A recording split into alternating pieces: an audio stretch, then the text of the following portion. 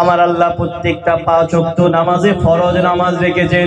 ফজর, জোহর, আসর, মাগরিব, ইশা প্রত্যেকটা ওয়াক্তে ফরজ নামাজ রেখেছেন। জুমাতেও ফরজ নামাজ রেখেছেন, কোথাও 2 রাকাত, কোথাও 4 রাকাত, কোথাও 3 রাকাত ফরজ।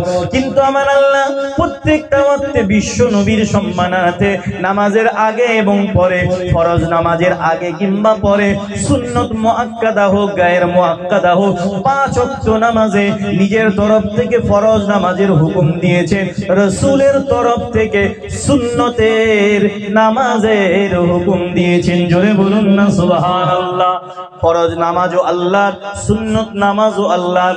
নামাজটা পড়ছি আল্লাহর জন্য, নাওয়াইতু আন উসাল্লিয়া লিল্লাহি তাআলা, আমি নিয়ত করছি নামাজ পড়ার জন্য, লিল্লাহি তাআলা আল্লাহর জন্য নামাজ। কিন্তু ফরজটাও নামাজটা আল্লাহর, সিজদা আল্লাহর জন্য দিচ্ছি, সুন্নত নামাজটাও আল্লাহর। কিন্তু আল্লাহ পাক মনে করলে বলে দিতে পারতেন ফজরে 4 রাকাত পড়ো, যোহরে 12 রাকাত পড়ো, আসরে 8 রাকাত পড়ো, মাগরিবে 7 রাকাত পড়ো, ইশায় 17 রাকাত পড়ো।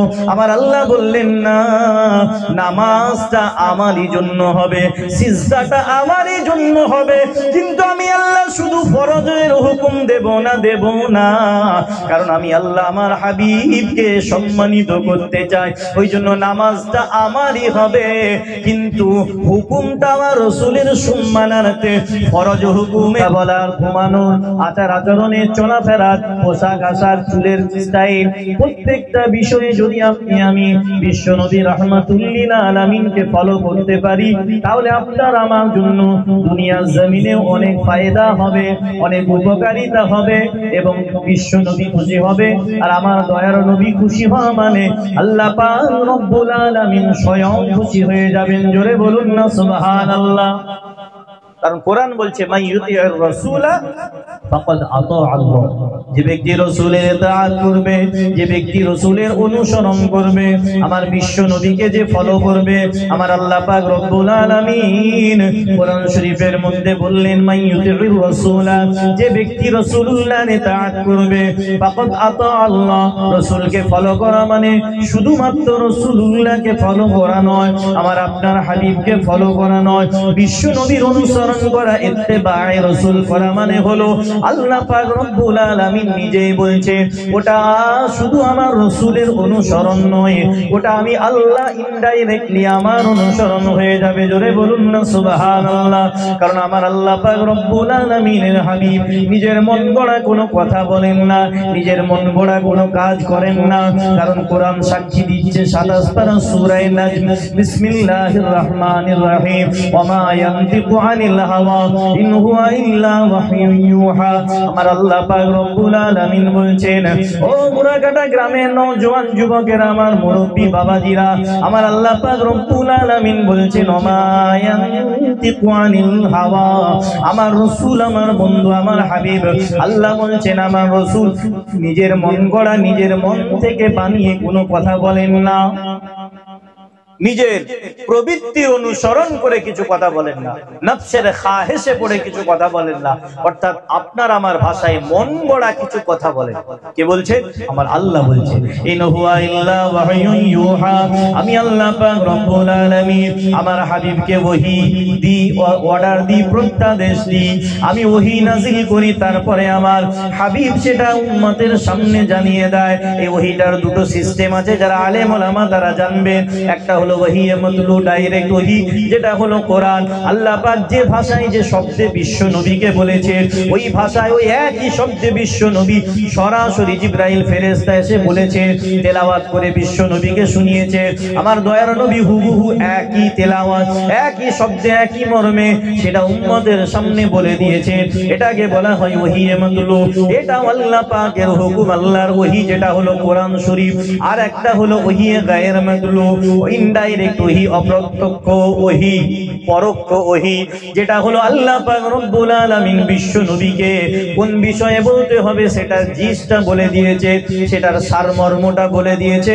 আর আমার দয়ার নবী নিজের মন থেকে সাজিয়ে শব্দটা বলেছে। কিন্তু মর্মটা আমার আল্লাহ বলেছেন সেটা হলো হাদিস শরীফ। তাহলে দুটোই হলো আল্লাহ পাকের ওহী, কোরআনও আল্লাহর ওহী, হাদিসও আল্লাহর ওহী, কিন্তু শব্দটা, কথাটা, ভাষাটা আমার রসুলের। ওই জন্যই রসুলের বাণী বলা হয়, কিন্তু রসুলের নিজের মন গড়া নয়। মন গড়া যদি হয়ে যেত তাহলে শরীয়তের হুকুম প্রবর্তনকারী দুজন হয়ে যেত, কারণ শরীয়তের মালিক হলেন আমার আল্লাহ, আর শরীয়তের প্রচার প্রসার করেছেন আমার রাসূলুল্লাহ। জোরে বলুন না সুবহানাল্লাহ। তাহলে আমার বিশ্ব নবী যেটা বলেছেন, যেটা করেছেন, যেটা করার আদেশ দিয়েছেন, যেটা চুপ থেকে সমর্থন দিয়েছেন, সেটাকে আমরা হাদিস বলি, সুন্নাহ বলি। সেটা আপনাকে আমাকে পালন করতে হবে। এই আকিকা এটা এক ধরনের সুন্নাত, খাতনা মুসলমানি এটা এক ধরনের সুন্নাত, পোশাক আশাক শরীয়ত সম্মত পড়া এটাও সুন্নাত। আপনার আমার জীবনে এরকম অগণিত হাজার হাজার সুন্নত রয়েছে। আল্লাহ পাক রব্বুল আলামিনের ইবাদতের হুকুম আমার আল্লাহ বলে দিয়েছে, কিন্তু বিস্তারিত তরিকাটা আমার আল্লাহ নিজে বলেননি। কিছু কিছু টাচ দিয়েছে, পরিপূর্ণ ইন ডিটেইলস বিস্তারিত তরিকা আমার আল্লাহ শেখান না। আমার আল্লাহ মনে করলে বলতে পারতেন কোরআনে, কিন্তু প্রত্যেকটা বিষয়ের তরিকাটা আমার আল্লাহ নিজে শেখায় না। হুকুমটা আমার আল্লাহ দিয়েছে, খুব ঠান্ডা মাথায় ভাববেন। ইবাদত আল্লাহর হুকুম, নামাজটা আল্লাহর হুকুম, আল্লাহর ইবাদত, কিন্তু তরিকাটা রাসূলুল্লাহ। রোজাটা আল্লাহর হুকুম, আল্লাহর ইবাদত, কিন্তু তরিকা রাসূলুল্লাহ। হজ হুকুমটা হলো ইবাদত এবং হুকুম হলো আল্লাহ, কিন্তু তরিকাটা রাসূলুল্লাহ। যাকাত আল্লাহর হুকুমটা হলো, ইবাদতটা হলো আল্লাহ, কিন্তু তরিকা পদ্ধতি সিস্টেমটা হলো রাসূলুল্লাহ। আল্লাহ পাক রব্বুল আলামিনের ইবাদত বান্দেগী সবকিছুর হুকুম আমার আল্লাহ দিয়ে দিয়েছে, কিন্তু তরিকাটা আমার আল্লাহ বিস্তারিত বলতে পারতেন। বললে কারো কিছু অবজেকশন, অভিযোগ দেওয়ার ক্ষমতা নাই, কারণ আমার আল্লাহ হলেন মালিক। কিন্তু আমার আল্লাহ মালিক হওয়ার পরেও সব কিছুর হুকুম আমার আল্লাহ দিলেন, কিন্তু তরিকাটা আমার আল্লাহ বিস্তারিত ভাবে নিজে না বলে আমার রাসূলুল্লাহকে দিয়ে শিখিয়ে দিলেন। জোরে বলুন না সুবহানাল্লাহ। এর কারণ হলো আমার আল্লাহ পাক রব্বুল আলামিন বললেন, ও দুনিয়ার মানুষ, আমার ঈমানদারেরা, তোমরা সব কাজ করো, আমার হুকুম পালন করো, আমার ইবাদত পালন করো, নামাজ পড়ো, রোজা রাখো, যাকাত দাও, হজ সাহেবে নিসাব হলে যাকাত দাও, হজ পালন করো, হালাল হারাম মেনে চলো, পাক না পাক, জায়েজ না জায়েজ মেনে চলো। দুনিয়ার জীবন, সাংসারিক জীবন, পারিবারিক জীবন, ব্যক্তিগত জীবন, সামাজিক জীবন, রাষ্ট্রীয় জীবন, অর্থনৈতিক নীতি, तमाम জীবনের প্রত্যেকটা বিষয়ে হুকুম আমার আল্লাহ দিলেন, কিন্তু তরিকাটা আমার রাসূলুল্লাহ শিখিয়ে দিলেন। এর কারণটা হলো আমার আল্লাহ বলছেন, আমি মালিক হতে পারি, আমার ইবাদত সবকিছু আমার, হুকুমটাও আমার, মালিকও আমি, কিন্তু আমি আমার রাসূলের ওসিলায় তোমাদেরকে দিয়েছি। তাই দিয়েছি যখন রাসূলের ওসিলায়, নিতেও হবে রাসূলের ওসিলায়। আমি আল্লাহ যখন সবকিছু ইবাদত আমার হাবিবের ওসিলায় দিয়েছি, তাই তরিকাটাও আমার হাবিবের ওসিলায় শিখতে হবে, কারণ আমি আল্লাহ আমার হাবিবকে সম্মানিত করতে চাই। জোরে বলুন না সুবহানাল্লাহ। আপনি সব বিষয়ে দেখে নামাজের হুকুম আল্লাহ পাক কোরআন শরীফের মধ্যে 15 পারা সূরা বনী ইসরাঈলের মধ্যে বলে দিলেন, আকিমিস সালাতা লিদুলুকিশ শামসি ইলা গাসাকিল লাইলি ওয়া কুরআনাল ফাজর ইন্না কুরআনাল ফাজরি কানা মাশহুদা। আমার আল্লাহ বললেন, দিনের কিছু অংশে, রাতের কিছু অংশে এবং ফজরে এই সময় তোমরা নামাজ আদায় করো, কিন্তু ফজরের ওয়াক্ত কখন থেকে শুরু কখন শেষ, যোহরের ওয়াক্ত কটায় শুরু কটায় শেষ, আপনার আসরের ওয়াক্ত কখন শুরু হবে কখন শেষ হবে, মাগরিবের ওয়াক্ত কখন শুরু হবে কখন শেষ হবে, ইশার ওয়াক্ত কখন শুরু হবে কখন শেষ হবে, তার মাঝখানে আবার তাহাজ্জুদের ওয়াক্ত এসে যাবে। এই সময়গুলো আবার মাঝখানে ইশরাক আছে, চাষ আছে, আওয়াবিন আছে, এই সমস্ত ব্যাপারগুলো আপনি যদি নফল ওয়াক্ত ছেড়েও দেন, 5 ওয়াক্ত ফরজ নামাজের হুকুম আমার আল্লাহ দিলেন, কিছুটা টাচ দিলেন রাতের অংশ, দিনের অংশ, ফজরের সময়, এই তিনটে সময় বললেন। কিন্তু কিন্তু 5 ওয়াক্ত নামাজের ভাগটা আমার আল্লাহ চাইলে কোরআনে বলে দিতে পারতেন, কিন্তু বললেন না। কারণ আমার আল্লাহ বললেন, ও আমার বান্দা, আমার হাবিবের উম্মত, নামাজটা আমার হুকুম, আমার ইবাদত। আমি আল্লাহ হুকুম দিয়েছি, আমি আল্লাহ ইবাদতের হুকুম দিয়েছি, ইবাদত আমারই করতে হবে। আমি হলাম মাবুদ, তোমরা হলে বান্দা, কিন্তু ইবাদত আমারই হবে, কিন্তু তরিকাটা রাসূলুল্লাহর হবে। কারণ এই নামাজটা আমি আল্লাহ দুনিয়াতে দিই না, আমি সরাসরি হুকুম দিই না। এই নামাজটা সবে মেরাজের রাত্রিতে আল্লাহ পাক রব্বুল আলামিন বিশ্ব নবীকে দাওয়াত দিয়ে, সম্মান দিয়ে, জিবরাইল ফেরেশতাকে দিয়ে, বুরাক পাঠিয়ে, জান্নাতি গাড়ি, জান্নাতি বাহন পাঠিয়ে প্রথমে মসজিদুল হারাম, কাবা শরীফের মসজিদ থেকে মসজিদে আকসা, যেটা ফিলিস্তিনের বাইতুল মুকাদ্দাস, যেটা নিয়ে এত দ্বন্দ্ব চলছে, ওই মসজিদে হাজির করালে ওখান থেকে বোরাক উঠে আপনার প্রথম আসমান থেকে শুরু করে আপনার সপ্ত আসমান পর্যন্ত গেল। ওখান থেকে রফরফ নামক একটা বাহনে উঠে আল্লাহ পাকের আরশে আজিম পর্যন্ত পৌঁছে গেলে সেখানে দুজন মিলে, দু বন্ধু বসে যেমন কথাবার্তা মোকালামা হয়, কথাবার্তা কনভারসেশন হয়, মুলাকাত সাক্ষাৎ হয়, ওখান থেকে ফিরে আসার সময় বিশ্ব নবীকে তোহফা হিসাবে নামাজ দিয়েছিলেন। এর অনেক বিস্তারিত ঘটনা, তা আমি বলতে যাচ্ছি, আমার আল্লাহ ওটার দিকে ইঙ্গিত করছেন, ও আমার বান্দা, নামাজটা আমার, কিন্তু আমি আমার রাসূলুল্লাহকে দিয়ে তোহফা হিসাবে দিয়েছি। তাই নামাজটা যখন পেয়েছো রাসূলের ওসিলায়, পড়তেও হবে রাসূলের তরিকায়। আমি আল্লাহ পাক রব্বুল আলামিন, হুকুমটা আমার হবে, কিন্তু তরিকাটা আমার রাসূলুল্লাহ প্র্যাকটিক্যালি শিখিয়ে দেবেন। জোরে বলুন না সুবহানাল্লাহ।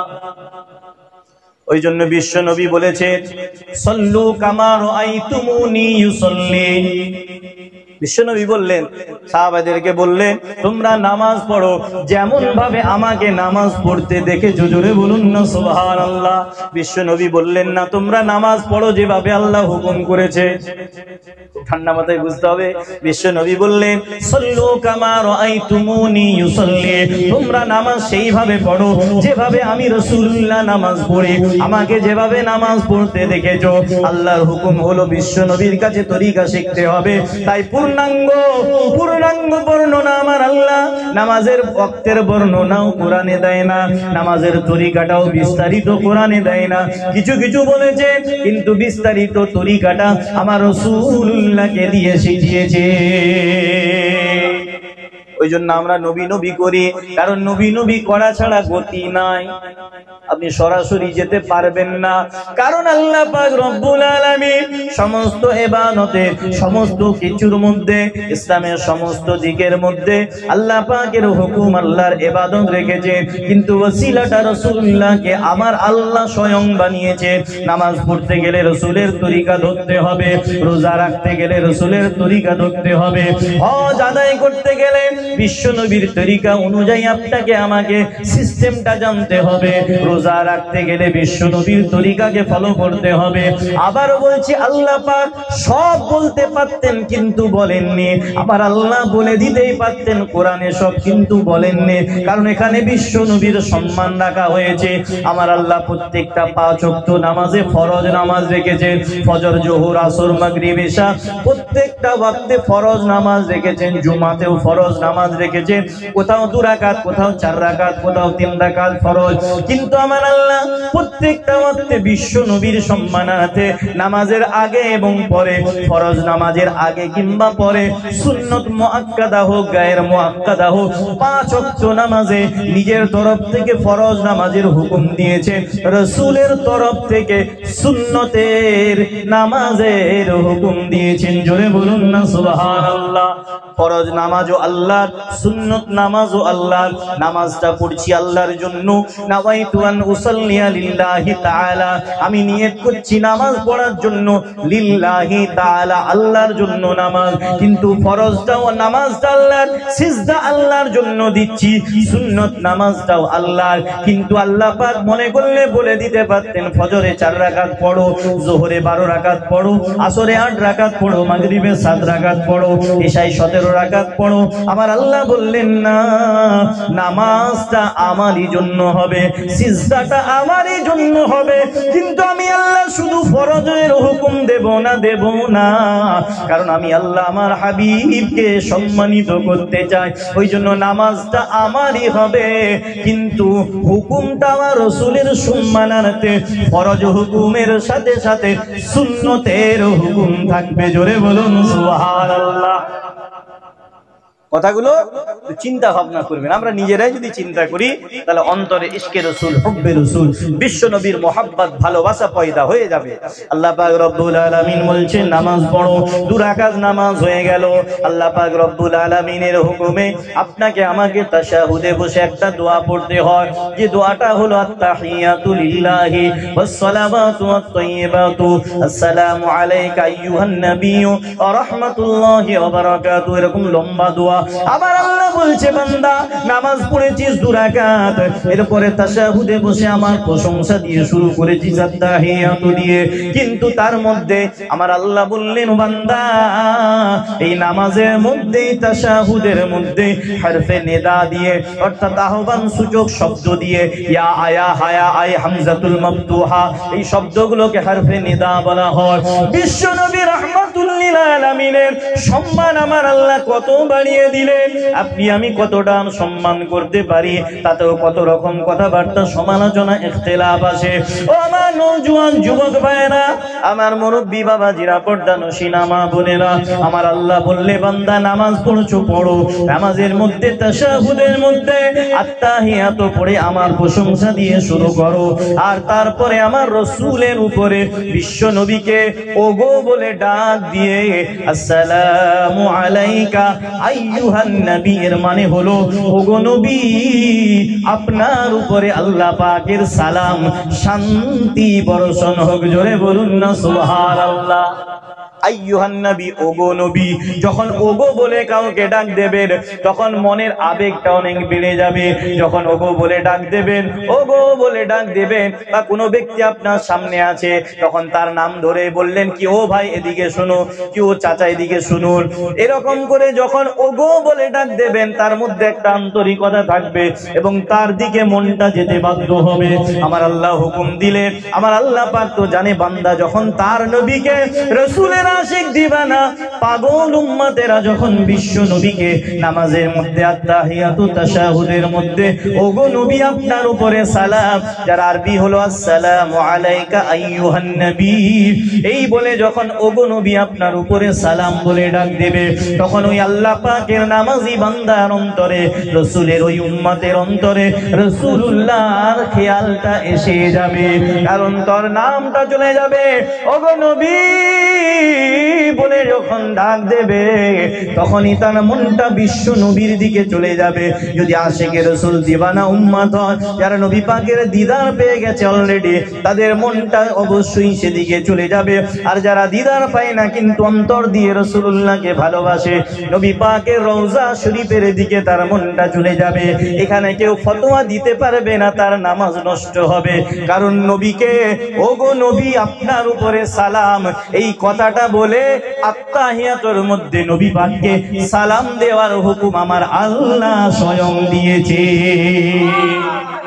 আবার আত-তাহিয়াতু পড়ার পরে আল্লাহ পাক বলছে ও আমার বান্দারা শেষ নয়, শেষ বৈঠকে যখন যাবেন সেখানে গিয়ে আপনাকে আমাকে আবার দুরূদ শরীফ পড়তে হবে, যেটা নামাজের মধ্যে দরুদ as-salatu fit tashahhud। এই দরুদটাকে আমরা গোদা বাংলায় দরুদে ইব্রাহিম বলে নামে চিনি।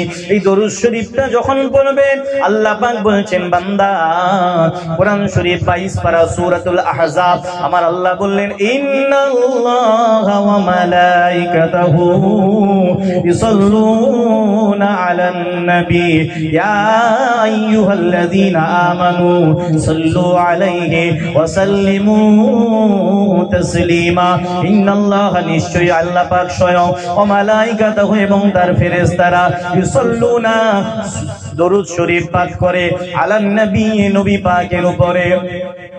ইয়া আইয়ুহাল্লাযীনা আমানু, তারপরে আমার আল্লাহ প্রথমে খবর দিলেন, তারপরে একটা হুকুম দিলেন। ওই জন্য বলা হয় মুখবিরা ওয়া আমিরা।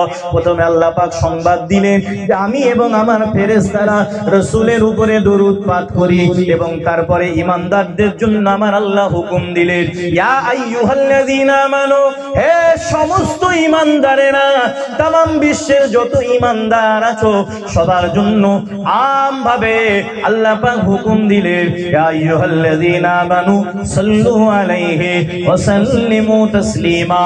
হে ঈমানদারেরা, সাল্লু আলাইহি, তোমরা নবী পাকের উপরে দুরূদ শরীফ পাঠ করো, ওয়া সাল্লিমু, এবং সালাম পেশ করো, তাসলিমান, সালাম দেওয়ার মতো। এখানে মাফউলে মুতলাকের সিগা ব্যবহার করা হয়েছে। মাফউলে মুতলাক মানে দরবতু দরবার, একটা আমি দরবতু একজনকে মেরেছি, আর একটা দরবতু দরবান মারার মতো মেরেছি, দুটো সমান নয়। আমার আল্লাহ বললেন না সাল্লু আলাইহি ওয়া সাল্লিমু, তোমরা বিশ্ব নবীর উপরে দরুদ পাঠ করো এবং সালাম পৌঁছাও, সালাম পেশ করো, বললেন না। আমার আল্লাহ একটা কথা বাড়িয়ে দিলেন, মাফউলে মুতলাকের সিগা ব্যবহার করলে আমার আল্লাহ বললেন ও ঈমানদারেরা, তোমরা আমার নবীর উপরে দরুদ পাঠ করো, কারণ ওই দরুদ আমি স্বয়ং আল্লাহ পাঠ করি এবং আমার ফেরেশতারাও পাঠ করে।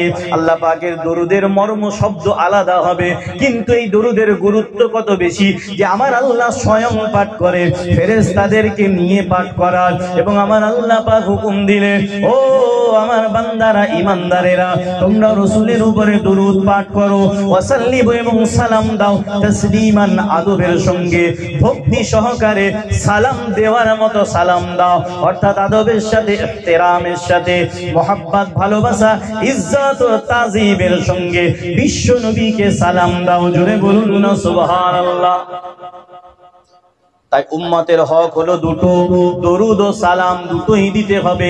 আমার আল্লাহ বললেন তাশাহুদের মধ্যে, ও আমার ঈমানদার নামাজি বান্দা, তোমরা রাসূলের উপরে সালাম আগে দিয়েছো, এরপরে দরুদ পড়তে হবে। দরুদ আগে দিলে সালাম পরে দিতাম, যেহেতু আত্তাহিয়াতুর মধ্যে রাসূলকে সালাম দেওয়ার, আসসালামু আলাইকা আইয়ুহান নবী বলে বিশ্ব নবীকে সালাম দেওয়ার সিস্টেম আমার আল্লাহ বেঁধে দিলেন। তারপরে বিশ্ব নবীর উপরে আরেকটা হক উম্মতের রয়েছে যায়, সেটা হলো দরুদ পাঠ করা। আমার আল্লাহ বললেন নামাজটা যদি এবারে শেষ করতে চাও, অর্ধেক নামাজ হয়েছে, আত্তাহিয়াত পড়েছো, তাশাহুদ, কিন্তু শেষ বৈঠকে বসেছো, তুমি নামাজের শেষ করার আগে, নামাজের সালাম ফেরানোর আগে তোমাকে বিশ্ব নবীর আরেকটা হক আদায় করতে হবে, সেটা হলো নবী পাকের উপরে দরুদ পেশ করো। জোরে বলুন না সুবহানাল্লাহ। আপনাকে আমাকে ব্রেনটা খুলতে হবে। আল্লাহ পাক কিভাবে বিশ্ব নবীকে সম্মান দিয়েছে প্রত্যেকটা জায়গায়।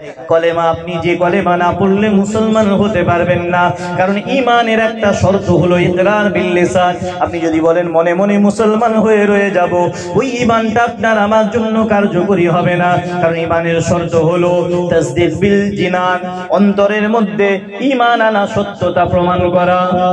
ইকরার বিল লিসান, যে সত্য ঈমানটা আল্লাহকে আল্লাহ বলে মেনেছে, রাসূলকে রাসূল বলে মেনেছে, কোরআনকে কিতাব বলে মেনেছে, ফেরেশতা